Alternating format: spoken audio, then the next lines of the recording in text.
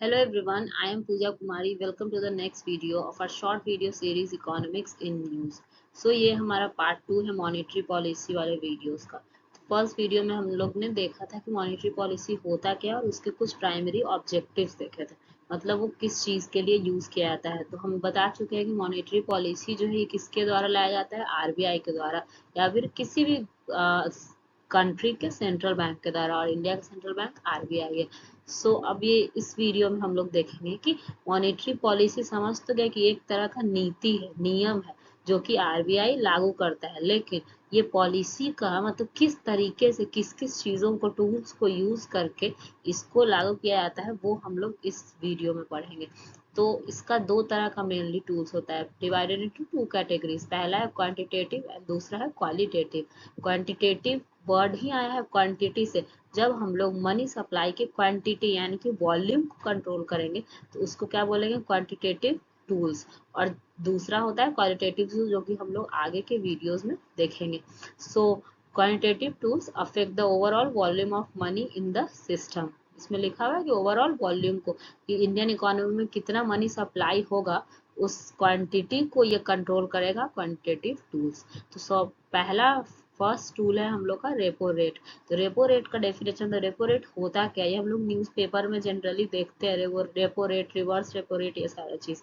तो repo rate क्या होता है कि जिस रेट पे सेंट्रल बैंक जो है वो बाकी के कॉमर्शियल बैंक को लोन देती है, उस रेट को क्या बोलते हैं, रेपो रेट। मतलब मान लीजिए कि बैंक को जो है आज 10,000 रुपए की जरूरत है। जस्ट सपोज कि 10,000 रुपया किसी भी कॉमर्शियल बैंक को जरूरत है, तो वो बैंक कहाँ जाएगा पैसा मांगने, तो आरबीआई के पास जाता है। और आरबीआई वो क्या कर रहा है, एक तरह से लोन दे रहा है कॉमर्शियल बैंक को। तो उस लोन के बदले जो इंटरेस्ट रेट चार्ज करता है आरबीआई कॉमर्शियल बैंक को, उस रेट को क्या बोलते हैं, रेपो रेट। तो अगर इस रेट को, आप ही लोग सोचिए कि अगर उस रेट को, जिस रेट पे आरबीआई लोन दे रहा है, उस रेट को अगर लो किया जाए तो बैंक क्या करेगा, ज्यादा से ज्यादा उससे लोन लेगा। और बैंक जब ज्यादा से ज्यादा लोन लेगा तो वो लोगों को लोन देगा कम रेट पे। मतलब ये कम रेट कर दिया तो रेट कम के कारण कम पे करना पड़ा। अब हम 100 रुपया का अगर कमर्शियल बैंक लोन ले रहा है तो 100 रुपये, अब पहले मान लीजिए 6% था और अब वही रेट को घटा के 4% कर दिया गया। तो अब मात्र 100 रुपया में 4 ही रुपया कमर्शियल बैंक को पे करना पड़ेगा सेंट्रल बैंक को। तो वो भी क्या करेगा, अगर जो आगे में बाकी के हमको, आपको जो लोन कमर्शियल बैंक देता है वो भी अपना रेट को घटा देगा, और हमारे पास क्या हो जाएगा, मार्केट में पैसा बढ़ जाएगा। मार्केट में पैसा बढ़ेगा तो हम लोग क्या करेंगे, डिमांड बढ़ाएंगे, और डिमांड चीजों का करेंगे तो इकोनॉमी क्या करेगा, ग्रो करेगा। तो वही लिखा हुआ है कि लोअरिंग रेट से क्या होता है, स्टिमुलेट इकोनॉमी, मतलब इकोनॉमी को पुश करता है, इकोनॉमी को ग्रो कराता है। और वही अगर इस रेट को बढ़ा दिया जाए तो उल्टा काम करेगा। ये सारे टॉपिक्स का अगर आपको डिटेल वीडियो चाहिए तो आप लोग कमेंट में कमेंट कर सकते हैं, लिख सकते हैं, हम आपको डिटेल वीडियो भी इस पे दे सकते हैं। नेक्स्ट है रिवर्स रेपो रेट। तो जस्ट रेपो रेट का उल्टा, मान लीजिए कमर्शियल बैंक के पास कभी क्या होता है, पैसा एक्स्ट्रा हो जाता है। जैसे हमारे ही पास क्या होता है, हम लोग अर्न करते हैं तो हमारे पास पैसा एक्स्ट्रा रहता है, तो उस पैसे को क्या करते हैं, जाके बैंक में म्यूचुअल फंड में जमा करते हैं। और उस जमा करने के बदले वो म्यूचुअल फंड या बैंक हमको क्या देता है, एक सर्टेन रेट ऑफ इंटरेस्ट देता है। उस रेट को क्या बोलेंगे हम, डिपॉजिट रेट, क्योंकि हम पैसे को, अपने पैसे को वहां डिपॉजिट कर रहे हैं।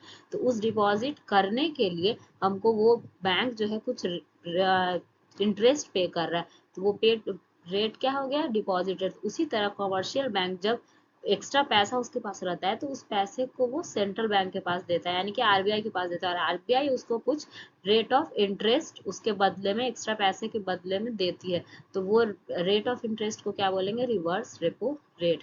तो आप ही बताइए कि आप बैंक को कोई अपना डिपॉजिट जमा करते हैं, ठीक है, एक्स्ट्रा पैसा आप उनको दे रहे हैं, और जब आपको जरूरत होता है तो आप उससे लोन लेते हैं।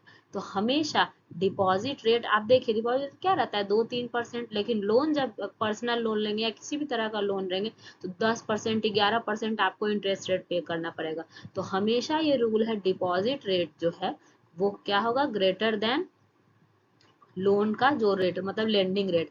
जो भी रेट पे हम लोग बैंक से लोन ले रहे हैं वो हमेशा ज्यादा रहेगा जिस रेट पे हम लोग बैंक को अपना पैसा जमा कर रहे हैं। तो उसी तरह ये क्या है, रेपो रेट क्या है, जिस पैसा से कमर्शियल बैंक जो है जिस रेट पे लोन ले रहा है और ये क्या है, जो अपना डिपॉजिट कर रहा है एक्स्ट्रा पैसा को, तो हमेशा रेपो रेट जो है वो ग्रेटर होता है रिवर्स रेपो रेट। यही रीजन है।